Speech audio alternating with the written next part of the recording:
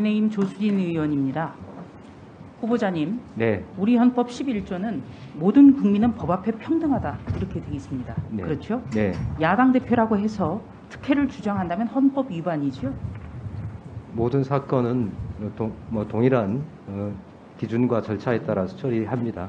네. 해야 됩니다. 절차도 같아야 되고 모든 사람에게 똑같아야 되는 것이죠. 그렇습니다. 그렇죠?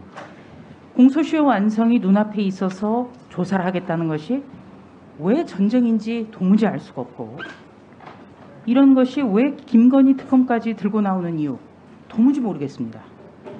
당대표 자리를 발판 삼아서 의혹을 숨기려 한다는 인상만 커지고 있을 뿐입니다. 후보자님, 네, 우리 국가공무원법 제83조 등에 의하면 수사기관은 국가공무원을 수사하는 경우 수사를 시작할 때, 구속하려 할 때, 수사를 마칠 때 등의 소속 기관의 관련 내용을 통보하도록 규정이 되어 있네요. 그렇습니다. 네, 이 근거 법령에 따라서 후보자도 법조 비리 사건 당시에 그 법원행정처 윤리감사관에게 통보를 한 거죠. 법관의 경우에는 그 이외에도 법관 징계법과 징계규칙이 있습니다. 거긴 더 상세하게 규정이 나옵니다. 네, 그러니까 이거는 관련한 근거 법령에 따라서 통보를 한 거네요. 그렇습니다. 그렇기 때문에 더불어민주당 의원들이 주장하고 있는 공무상 비밀 누설죄, 이거는 적용이 안 되는데요. 그렇죠? 수사 대상자에게 통보한 것이 아니라 감사 담당자에게 통보한 겁니다. 그렇습니다. 그렇게 보면은 규정이라든지 또 판결문 내용 전체를 보면은 해야 될 일을 했군요. 그렇죠? 예, 꼭 필요한 한도에서 했습니다. 네, 그 점을 좀 강조해서 말씀을 드리겠습니다. 국가공무원법 등을 준수했다. 이렇게 정리할 수가 있겠습니다. PPT 준비해 주시죠. 후보자님, PPT가 띄워지면 좀 봐주십시오. 네, 예, 문재인 정부 5년간의 부정부패 사범 및 5대 중대 부패범죄 단속 현황입니다. 통계로 본다면은 문재인 정부 5년 동안 감소세입니다. 문제는 문재인 정부 지난 5년 동안에 우리 사회의 부정부패가 사라졌을 것까지는 않습니다. 다시 말해서 검찰이 어떻게 보면은 반부패 역량을 회복하는 것이 오히려 중요하다, 이렇게 보는데요. 동의하십니까? 예, 실무상으로 부패사범 또 증권범죄사범들에 대한 처리율이 대폭 떨어졌습니다. 네, 박범계 장관 재임 시절 법무부조차 자체평가에서 검찰의 직접 수사 축소로 중대범죄 단속이 부진해졌다, 이렇게 고백을 했습니다. 다시 말해서 뇌물, 알선수재, 배임, 횡령, 사회 지도층에서 일어나는 범죄를 엄단하는 것에 대해서 의지 자체가 줄었다고 박범계 장관 재임 시절 법무부가 고백을 했어요. 이거 개선해야겠죠? 그렇습니다. 네, 검찰이 해야 될 일을 해야 되는 것이죠. 검찰은?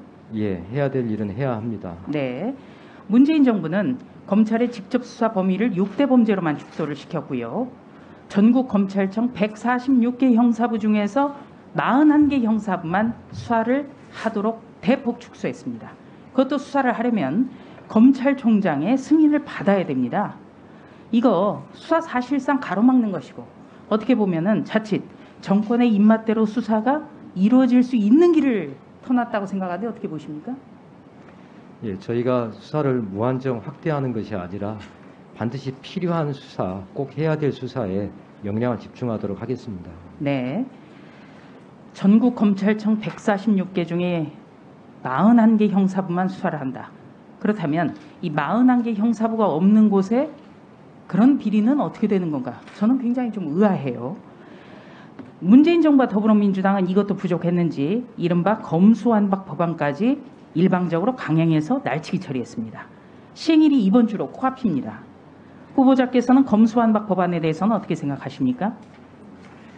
그 개정 법률에 대해서 일부 내용과 절차에 좀 문제점이 있다고 파악을 해서 권한쟁의가 청구가 되었는데 저희가 헌법재판소의 심판 결과를 지켜보도록 하겠습니다. 네, 절차상 내용상의 문제도 있고요. 범죄 대응 역량이 약화되면은 국민이 피해를 보는 것이죠. 권력층 범죄가 사각지대에 숨는 것, 이거 국민이 원하지 않죠. 라임 옵티머스 펀드 사기 사건 지금 수사 진행 중입니까? 예, 저 라임 옵티머스 사건에 대해 상당 부분 그 수사가 진척이 됐습니다만 또 똑같은 말씀드립니다만은 그 라임 사건에 대해서도 제가 수사 지휘가 좀 배제되어 있습니다. 그래서 그 부분에 대해서도 저에게 소임이 만약 맡겨지면은 다시 한번 처음부터 제대로 좀 파악을 해서 제대로 된 마무리가 되도록 지도 감독했으면 하는 생각을 갖고 있습니다. 제가 이 사건을 열리한 것은 수많은 국민이 피눈물을 흘렸다고 봅니다. 라임 사건은 1조 6천억 원대의 대미분단이 큰 금융사기를 당한 사건입니다. 그런데 이런 사건을 비롯해서 지난 정부에서 각종 의혹들에 대한 수사가 지지부진합니다. 그렇기 때문에 수사는 신속하고 공정하고 정확해야 되는데 바로 이런 지난 정부의 검찰의 모습 때문에 검찰의 위상이 많이 흔들린다. 그리고 그만큼 이원석 후보자에 대한 기대도 그만큼 크다. 이런 말씀입니다. 예, 검찰의 위상보다 더 꼭 그 부분은 저는 그 부분이 중요하다기보다는 이 대형 펀드 사건이나 이런 게 발생을 하면 워낙 많은 소위 말하는 일반 투자자들의 개미 투자자라고 합니다. 일반 투자자들의 피해가 발생하기 때문에 이런 사건들이야말로 정말 철저하게 수사를 하고 또 수사를 통해서 앞으로 비슷한 유의 사건이 발생하지 않도록 예방해야 된다 하는 생각을 갖고 있습니다. 네, 수고하셨습니다.